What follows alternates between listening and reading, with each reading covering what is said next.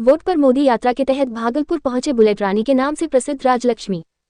शंभू भगत प्रमंडल bureau chief सच तक Bharat live. Bhagalpur bullet रानी के नाम से प्रसिद्ध राजलक्ष्मी वोट फॉर मोदी यात्रा के तहत रविवार को भागलपुर पहुंचे। यहां पर भाजपा कार्यकर्ताओं ने इनका भव्य स्वागत किया। इस दौरान शहर के 0 माइल चौक मौर्य विवाह भवन पहुंचकर पत्रकारों को भी संबोधित किया। संबोधित के दौरान बुलेट रानी के नाम से प्रसिद्ध राजलक्ष्मी ने बताया कि तमिलनाडु के मदुरई से वोट फॉर मोदी के तहत यात्रा निकाली गई है, जो 9,550 किलोमीटर दूरी तय कर दिल्ली में समाप्त होगी। रविवार को भागलपुर पहुंचे। इस दौरान भाजपा के कई कार्यकर्ता मौजूद थे। बाइट राजलक्ष्मी बुलेट रानी से महसूर। भागलपुर आगमन हुआ है, 21,000 किलोमीटर की यात्रा कर रहे हैं, क्या कुछ लक्ष्य है आपका? Vote for nation, vote for Modi, इस नारा को लेते हुए 12 फरवरी को तमिलनाडु मदुरई में इस यात्रा शुरू हुई है और तमिलनाडु मदुरई से लेकर दिल्ली तक 21,000 किलोमीटर 65 दिन बुलेट मोटरसाइकिल में चला रही हूँ। और मेरा एक ही संदेश है पूरा देशवासियों को, तीसरी बार नरेंद्र मोदी प्रधानमंत्री बनना है।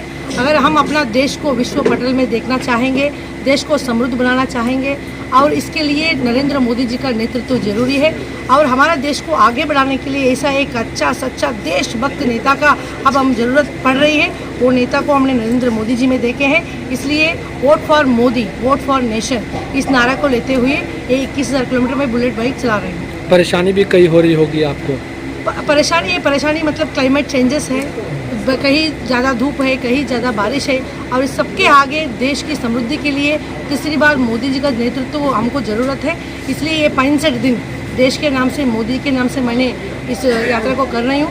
और तमिलनाडु, आंध्रा, तेलंगाना, कर्नाटका, गोवा, महाराष्ट्र, छत्तीसगढ़, उड़ीसा, झारखंड होते हुए आज भागलपुर में पहला दिन का प्रवास हमने पहुँचे हैं। बिहार यूपी होते ही 18 अप्रैल को मतलब दिल्ली में पहुँचेगी।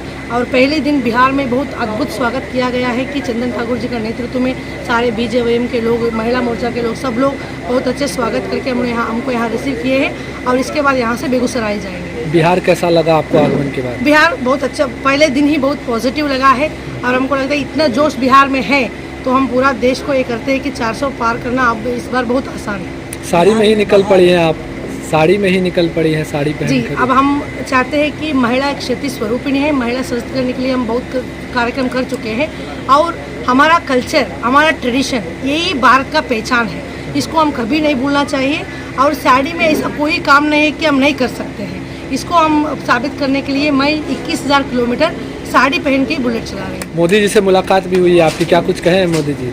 भारत के कई कार्यक्रमों ने जाने की वजह से मोदी जी ने हमसे मिले हैं और जब मोदी जी ने मिले हैं उनका पहला प्रश्न मेरे से ये था कि भारत को और क्या रिक्वायरमेंट है, लोगों का और क्या बात है, कोई ऐसा कमियां, कई लोग समझ रहे हैं कि क्या करना चाहिए उनको।